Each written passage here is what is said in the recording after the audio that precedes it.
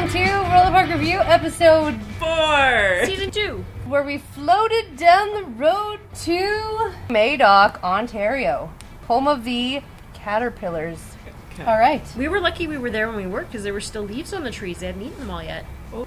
So good timing for us. Indeed. It was still very pretty, despite the million caterpillars that were trying to drop on our head.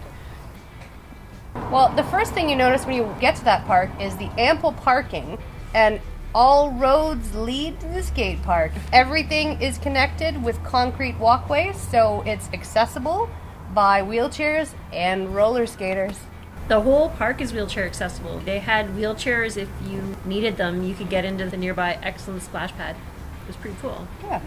And if you showed up at the park without a skateboard, you could rent one, and you could rent helmets and gear. Yeah, I think they had inline skates, helmets, and scooters.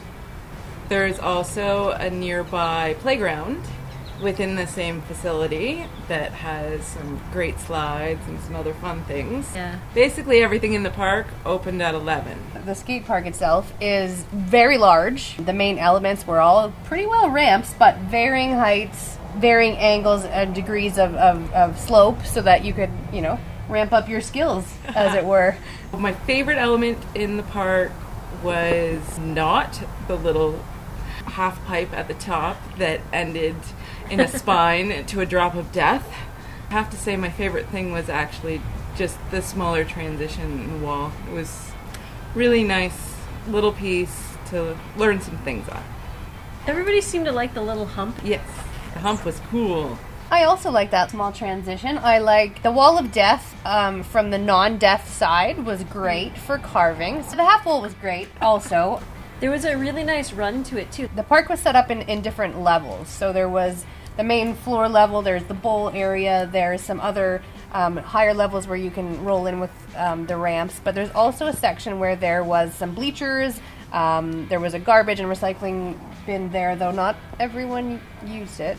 There were some boxes that you could jump on and off of, and then there was a rail that you could slide along. So what I found about the park was that it was a little unforgiving, but would I go back?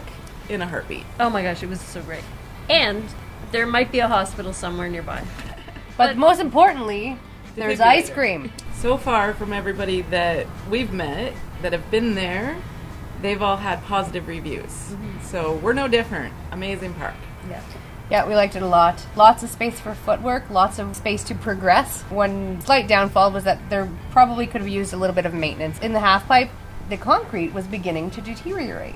So next time on Rollerpark Review, we're ditching Molly, or she's ditching us. That's more like it. And we'll have a surprise guest host coming with us to the McKinney Park in Whitby, where we get to also meet up with our friends from CIB Durham and the Holy Rail.